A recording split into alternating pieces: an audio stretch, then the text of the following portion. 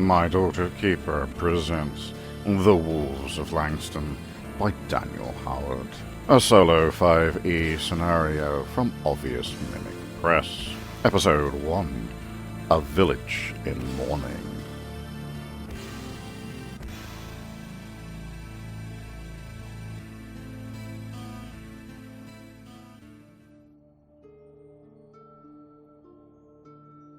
After a long day on the road, you crest a hill and see the lights of a town.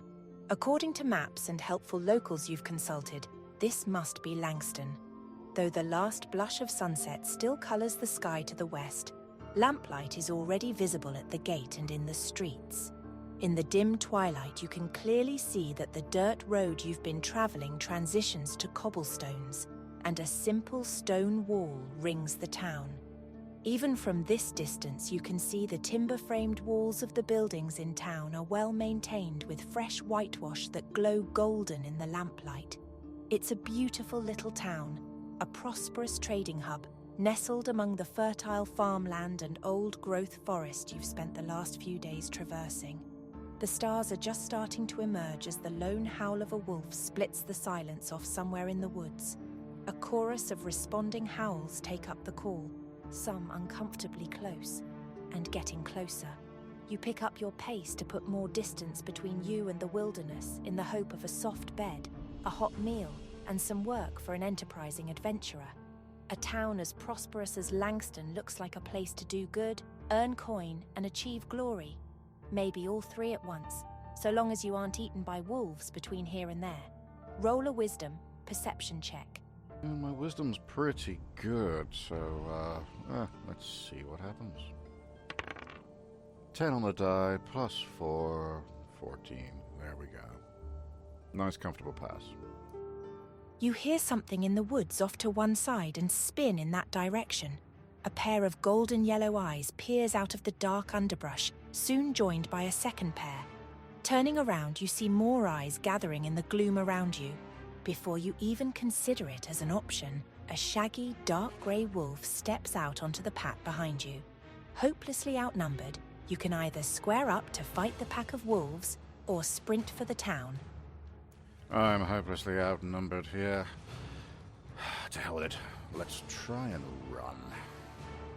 You take off down the road at a full sprint, running toward town as quickly as you can. You doubt it will be quick enough, but it will buy you time to think. When you dash, the woods to either side of you erupt with hungry wolves that take up the chase. You power through and get up over a rise in the road. Then you nearly trip over a dwarf examining some roadside plant in the moonlight. The moonlight is shining off the bald top of his head and playing around the edges of his red beard. He's dressed simply in homespun cloth and animal skins. Your entrance has clearly startled him, and he throws his arms out as if to embrace you. "Hey, hey!" he cries out. "Watch yourself, traveller. What's all this about?" Several wolves scramble into view but come to a skittering halt at the sight of the dwarf. He wags a finger at them like a stern tutor, and in unison the beasts whine and turn away. The whole pack slinks off into the woods again. "Well then, lucky for you I was here," he says with a wide grin and a slap on the back hard enough to throw off your balance. He opens his mouth to speak again, but nothing comes out until he unleashes a sneeze that makes his beard bristle. You wait for him to regain his composure. You must be hungry then. Go straight down this road and you'll reach the town of Langston. Find the pickled hen, and if anyone asks, tell them Roy Sunderhammer sent you. You stammer out a thank you despite the adrenaline coursing through you. Think nothing of it. I'm on my way there myself. Funeral, you see, doing my druidic duty to the circle of life and all that. He guffaws as if he just told a joke. But before I do that, I'm going to have a bit of a chat with these naughty pups. They should know better.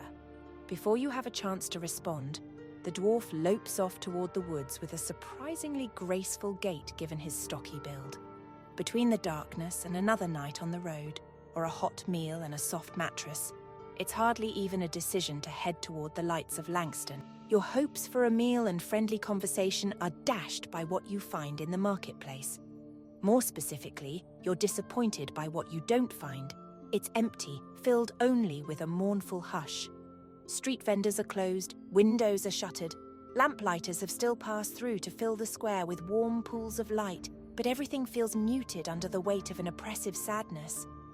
You're looking around for someone, anyone, when a solitary figure in a white robe bustles out from a side street, nearly dropping a sheaf of papers.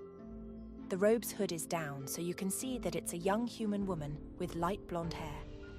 Her robes bear sunburst motifs around the neck and collar, and a similar symbol made of gold hangs from around her neck. This appears to be a sun cleric. Call out to the cleric, or follow her down the empty streets. At the risk of seeming like a creep, I'm going to call out to the cleric. The cleric jolts and turns, and you see a moment of fear as her hand reflexively snaps to her holy symbol. She looks either way down empty streets before breaking out in a wide, kind smile as she approaches. "Hello and welcome," she says, her voice high and bright. "Can I help you with something, traveller?" Where could you possibly be going in such a hurry? "I am on my way to perform a young woman's last rites," she says, her kind smile still fixed to her lips. Such a sad day. You wouldn't by any chance be on your way to the Pickled Hen, would you? "I am," she says with growing uncertainty. "Did you know the deceased?"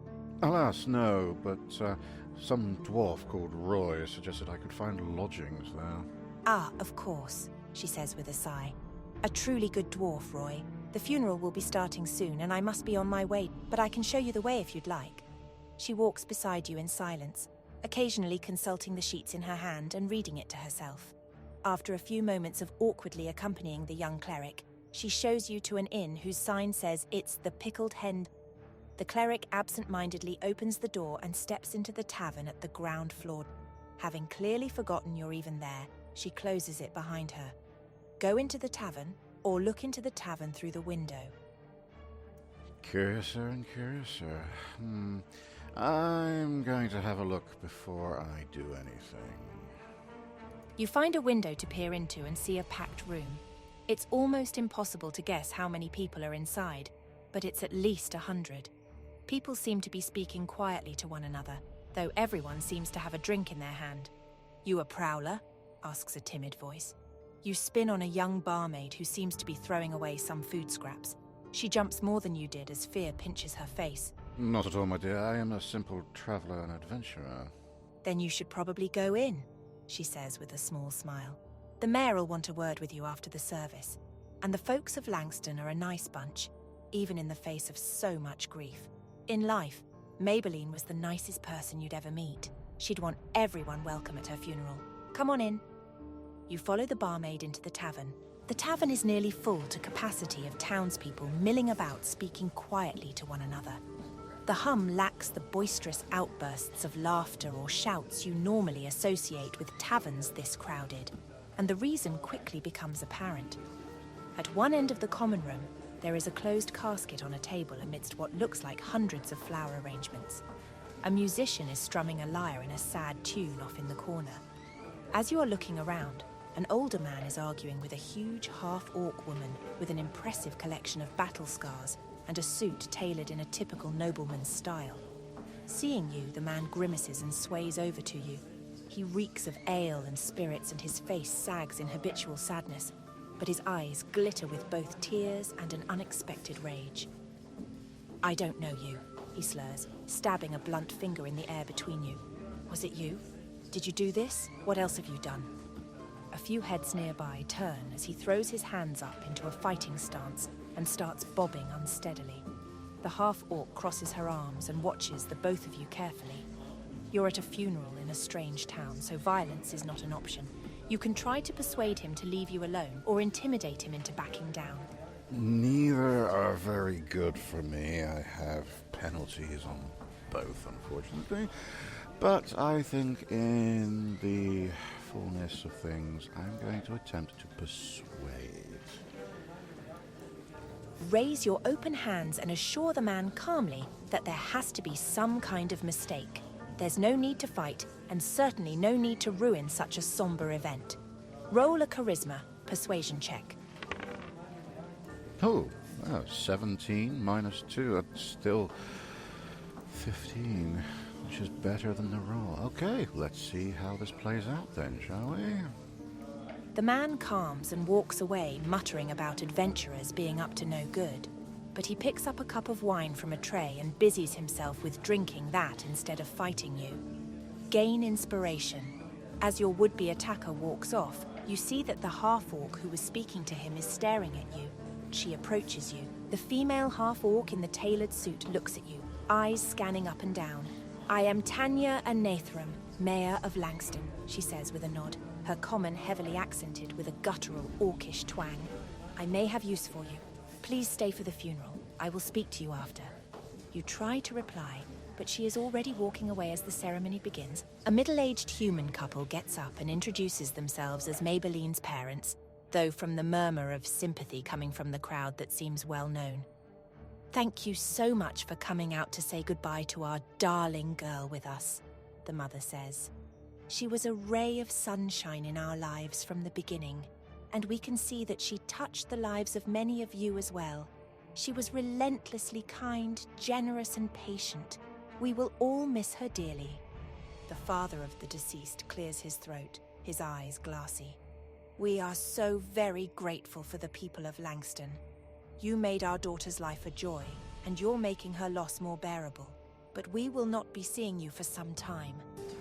A murmur runs through the crowd, but he holds up his hands for quiet. "Every brick and blade of grass in this town reminds us of what we have lost. Every time we see your kind faces, we will only see the torn and broken body of our treasured daughter. So we will leave and trust our capable mayor to bring the killer to justice. We will keep our peace at home where we feel the closest to our daughter's memories, but we pray you bring the killer to swift justice." As he speaks, heads in the crowd turn to the mayor, who just nods to the citizenry. When you turn your attention to the grieving parents, the father's cheeks are wet with tears, but his teeth are gritted in mute rage. Laying a gentle hand on her husband's arm, the deceased's mother speaks up. "But we are not the only ones to suffer a loss," she says in a cracking voice. "We had Maybelline for her whole life. The love of her life was cheated out of the rest of it. Tomlin, darling, we'd love it if you could say a few words." The parents of the dead woman step aside and her fiancé takes their place at the podium. The man identified as Tomlin is dressed simply, and he clutches a bunch of flowers tightly in one hand. He takes a moment looking out over the crowd, visibly holding back tears. "Thank you all so much for coming today," he says with a sigh. "We are gathered to remember the beautiful shining light that was my bride-to-be. Before growing to love her, I never thought I was the marrying kind.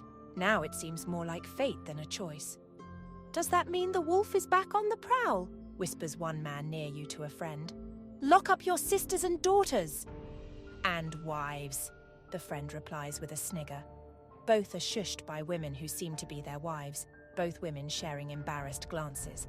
Others nearby in the crowd look over at the pair of would-be comedians with glares and mouthed insults. "My darling wife-to-be was a simple soul," Tomlin says. "Her favourite flowers were daisies. She liked the colour lavender. Anything made of silk was the height of sophistication." Despite Tomlin's grief, the two men are still whispering lewdly and sniggering. The women seated beside the would-be comedians glare at them and exchange exasperated looks with one another. Oblivious to what is happening in front of you, Tomlin closes his eyes to collect himself with a sigh before continuing. "To put it simply, Maybelline's death has torn a hole in my life that cannot be filled. But I will try. Work will help, I'm sure, and giving back to all of you who have done so much for me, especially in these dark times. I can only try to repay your kindness. I truly love you all, and you are all welcome at my home at any time." The audience applauds respectfully and murmurs condolences. Right away, however, something seems odd about the situation. You may either use an intelligence investigation or a wisdom insight check to determine what's piquing your interest. My insight is somewhat better, so let's give that a go. People are behaving oddly, but you're not quite sure what is odd about them. Roll a wisdom insight check. 14 on the die. +4, that's 18. Though Tomlin's grief and sadness are almost certainly genuine, There's an element of relief, maybe even excitement from him. And a number of women attending the service whisper amongst each other with genuine, if fleeting, smiles. And the angry wives' shared embarrassment carries an undercurrent of something more focused, as if confirming their husband's joke with a secret shared hope that Tomlin really would turn his attention to the bored wives of Langston. Though there are layers of complexity here, you will have to investigate another time as the next speaker is replacing Tomlin. This one is a familiar red-bearded dwarf. The dwarf is dressed in hides and homespun cloth, while his hair and beard seem struggling to break free from the leather cords he's used to style them.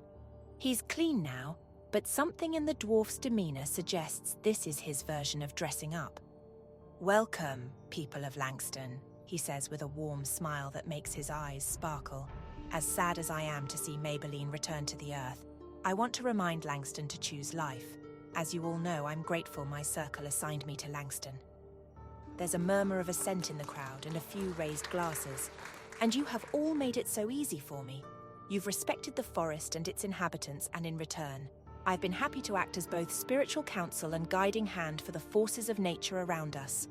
I join you in grieving the loss of a wonderful member of this community, and I hope you will join me in welcoming her back into the cycle of life." He mutters a spell as his hands begin to radiate a faint green glow, but he's interrupted by a sneezing fit, after which his beard and hair thicken and stand on end. He smooths his hair and regains his composure.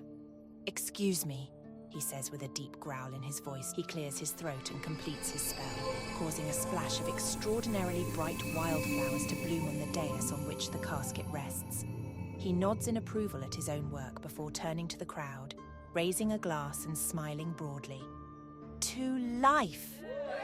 He downs his drink along with others in the crowd, but you're more interested in the strange reaction the local druid had to the sneezing fit. You can try either an arcana or perception check to better understand what you've seen. Well, seeing as it was magic, I'm going to try an arcana check, I think. There is clearly something magical at work here. You think back to what you know about the arcane arts. Roll an intelligence arcana check. Oh yeah, that's a nat 20 plus 4, that's 24. You remember that druids are able to transform into animals, which could explain the druid's moments of bushy hair and growling voice. It's odd that it would be an involuntary response, however. He had the uncontrolled change while sneezing, so a magical disease, perhaps?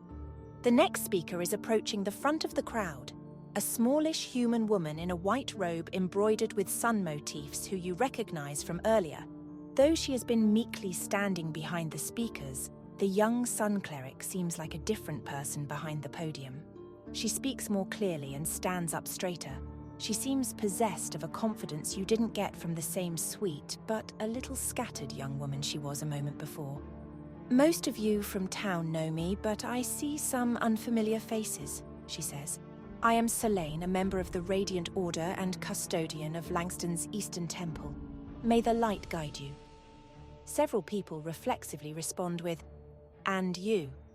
They then make a salutation of the right hand touching the heart, and then moving in an arc overhead, reminding you of a sun rising and setting overhead. Given the cleric's youth, it's obvious her order has a long history in this town. "Though we are in the dark shadows cast by our loss," she continues, "the sun will shine forever on Maybelline, as her presence was a bright, shining light to all of us. I did not know Maybelline well in life, but it is clear that she has touched the lives of everyone here in this room." She looks directly at Tomlin and smiles kindly. "And my heart goes out to you especially, Tomlin. Know that my door is always open to you."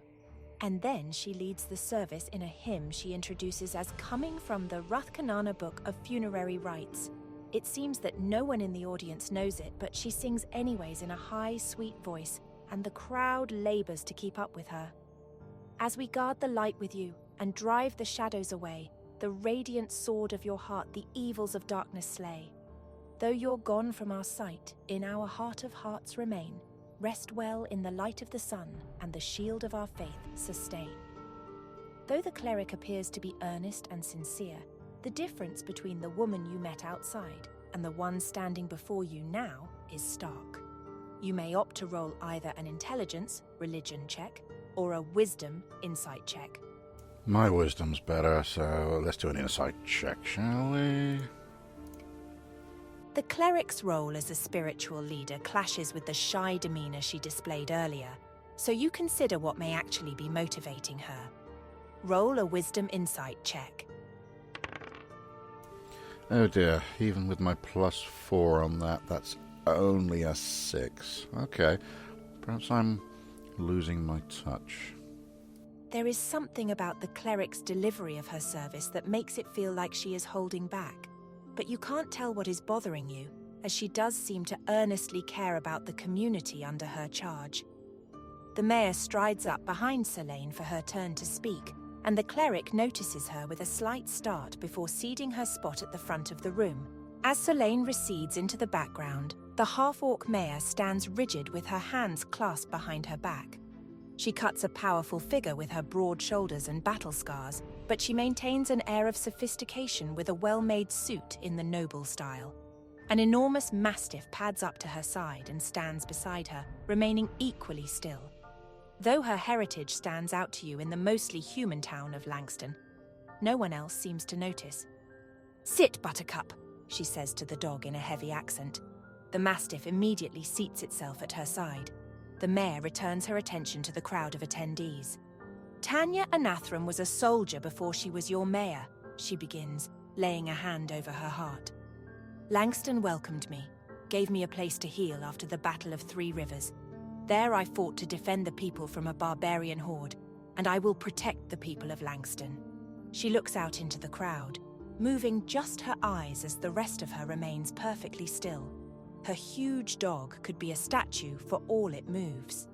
"There is a killer out there in the darkness," she says, and her eyes lock on yours. "We do not know what it is, but it took one of the citizens under my protection. We will find whatever took this life and end the threat. This is my promise to you." A ripple of soft applause and angry muttering sweeps through the crowd.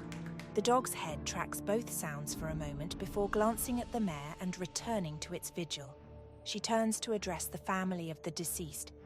"I am so sorry for your loss," she says, and then steps away from the casket and starts making her way through the crowd toward you. As she makes her way to where you're standing, you can make either an intelligence, history check, or a wisdom, animal handling check. Who doesn't love a doggy? Let's have an animal handling check. Mayor Anathram's dog is incredibly impressive in its training. Roll a wisdom animal handling check. 10 on a die, +3, 13. That'll do nicely. Who's a good doggy? Who's a goody doggy? The mastiff currently on the mayor's heels is immaculately trained as a military attack hound. In other words, the mayor's dog is a trained killer. It's remarkably well trained, but in all likelihood, it has killed before. Whether or not it will kill again will depend on whether or not it needs to, or is commanded to. You spare the beast a glance as the mayor approaches you. "You are an adventurer, yes?" she says to you. Indeed, yes, I am. "Then I suppose you will do, for now." Between her rumbling orcish accent and deadpan delivery, it's impossible to tell what she actually thinks about you. But she does make a sweeping gesture toward the bar and then starts off. This stern woman is obviously not one for pleasantries. As you follow behind her, she stops to speak to an aproned, balding man you can only assume is the innkeeper. "And the town will pay the investigators room and board. This is acceptable?" The innkeeper cuts you a glance but nods. Their business concluded, Mayor Anathram returns to you with a key to your room. And just why would you hire moi? "I know your type. Adventurer, mercenary, hero for hire. It doesn't matter what you call yourself. The people are scared and they need someone, so I am hiring you. And since you're an outsider, if you fail, it will not reflect badly on the town." You start to thank her, but she cuts you off. "I do not yet know you," she says as she holds up a hand, "and I may not get time to do so if this killer gets to you next. You're here for the people and for me. As long as you are investigating this young woman's murder, we will pay for your stay. You will come to the town hall tomorrow, as tonight is not the time to discuss the details of the case. Sleep well." She nods once, though it's unclear whether that's a farewell or an agreement of some kind, and then returns to her duties, reassuring the funeral goers. You remain standing dumbfounded for a moment as a figure breaks away from the crowd and moves toward you. It's Tomlin, the village herbalist and fiancé of the deceased. "Hello," he says. His eyes are almost entrancing up so close. "I haven't met you yet. How did you know Maybelline?" Alas, I did not know the girl. I have only arrived today, but it would seem that your mayor is very keen on solving this issue and has hired me to do just such. He looks you over and nods as if you passed some sort of assessment. "Welcome, then. Thank you very much for doing this for us. Please come to my home for whatever you need. I need to know what happened to my Maybelline." You bid the grieving man goodnight, and he gives you a smile that is dazzling despite its sadness. He moves on to speak to other guests, and you make your way to your room.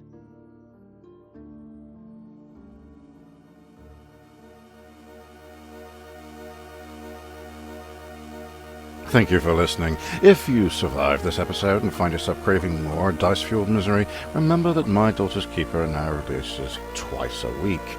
Your regular Descent into Madness every Sunday, with these special episodes on Wednesdays.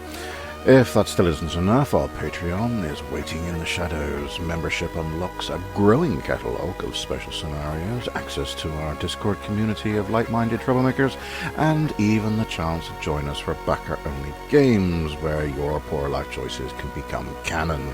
Until next time, keep your lanterns lit, your dice honest, and your escape plan ready, because things are only going to get worse.